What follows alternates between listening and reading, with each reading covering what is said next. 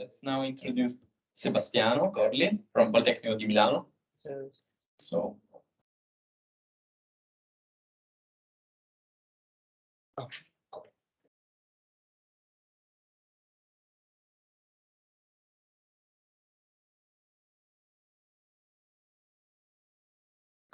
Okay, so that's perfect. Hello everyone, my name is Sebastiano Corli. I'm a PhD student whose supervisor is Enrico Prati. We've been working with the Leonardo company and in particular with the collaborators you see here. And so let's start about talking about classical simulation of qubits on DaVinci 1 for in the MBQC frame.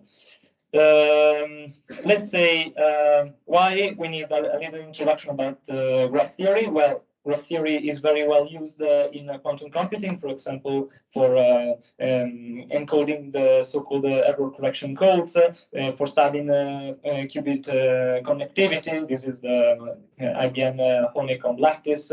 Marco talked before about the tensor networks.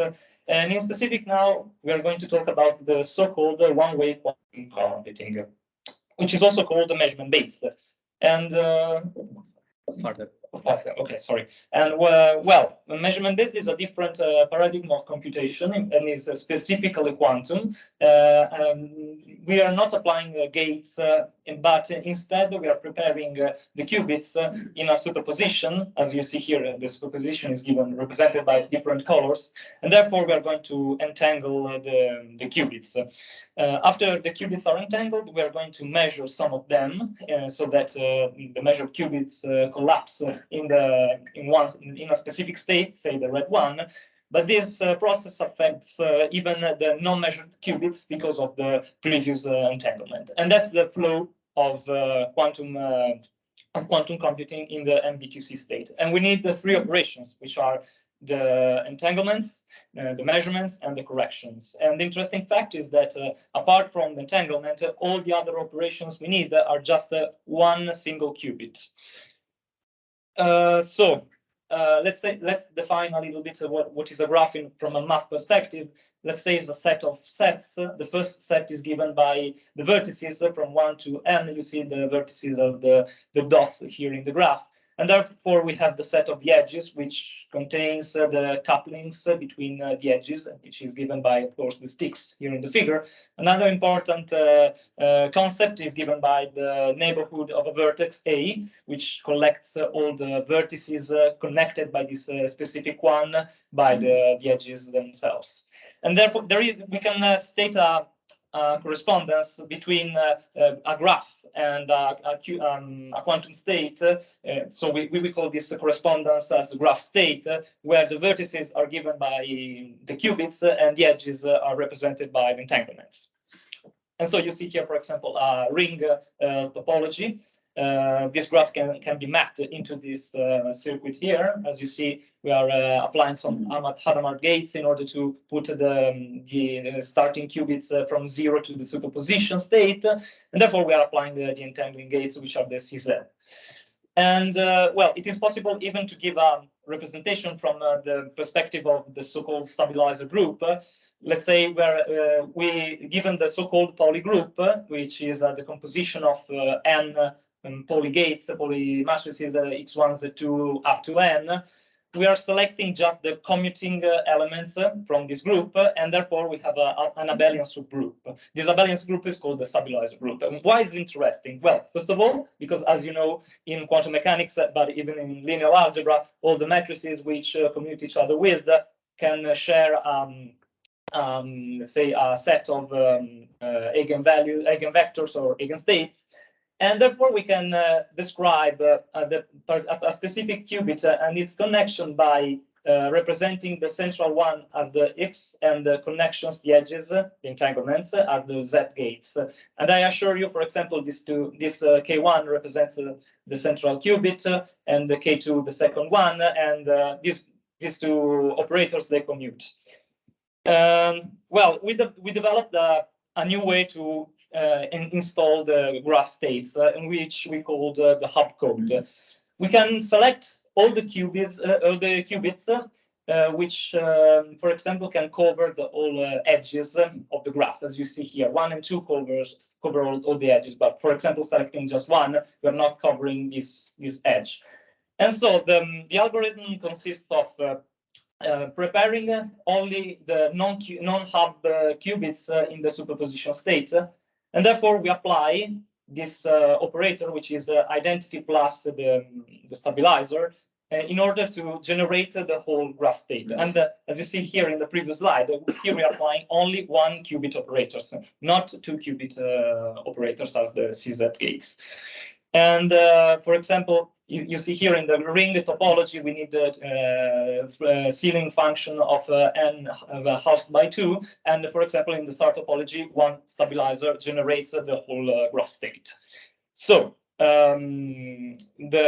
comparing these two formalism, which we call the hub formalism, ours, and the CZ formalism, the previous one. Of course, it had no name. We named it after we have developed the new one.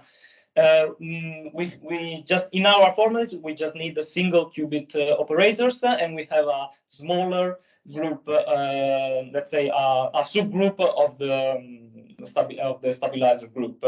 It's interesting to benchmark the number of operations are required, but remember that we are applying only single qubit gates, which is better in computational terms.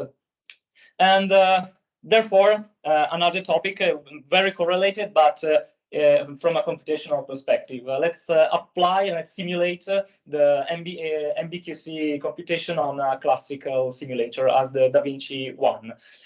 We performed the simulations with a software developed by Baidu company, which is called Paddle Quantum, open source. You can find this on GitHub. And we performed some experiments, let's say, on both GPUs and CPUs from DaVinci. In the first place, we developed a stress test by, let's say, checking the performances of this library on DaVinci 1.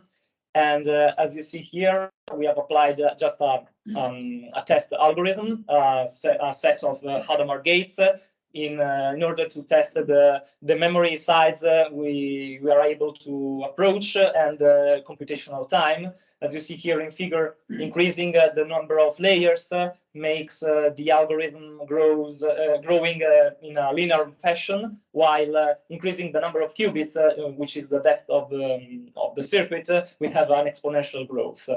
Another interesting fact is that, as we said before, we need 3 steps in order to perform MBQC calculation. That is entangling, measuring, and correcting. And it's very interesting that increasing with the number of sides of the system, the number of qubits, operating with GPUs, we have the global runtime matches with the times for measuring, and instead on the GPUs we have a difference, which means the whole process is not given by only measuring, but even entangling and correcting, and of course the global runtime of the program itself. So as the next step, we developed a wrapper for Paddle Quantum, which means a program from us, developed by us in order to control Paddle Quantum, because Paddle Quantum is very recent, as it has been launched very recently, and so there is a little bit of lacking about the API, and some calls to functions are quite tricky, and so we want to have control about what we are doing. And here a little picture of our wrapper. And well, an experiment we performed is to use our backpropagation algorithm for an optimization. We have a multi-dimensional system of n qubits, and we want to, let's say, starting from the North Pole, going to the South Pole. Of course, everyone knows which is the angle to reach the South Pole from the North one, which is pi. But we want the software, the machine, to learn this, and therefore we perform a backpropagation over this hyperparameter theta. And as you see here, the loss is just the same, apart from the number of qubits we're simulating, because the angle is only 1, moving all the all the qubits in from the North Pole to the South Pole. But the interesting fact is benchmarking the speed up with respect to multiple threads, as you see here, 12, 24, 48, and the GPUs. As you see here, at last simulating 18 qubits, the runtime with all the CPUs is quite the same, but instead using the GPUs, we have an exponential speed up in order to simulate the system. And well, in the concluding, we want to apply this algorithm for the MaxCut, which can be implemented by a QIOA algorithm, but in the MBQC frame with all the instruments we've developed. And just here it finished my talk, and I thank you, every one of you, for listening.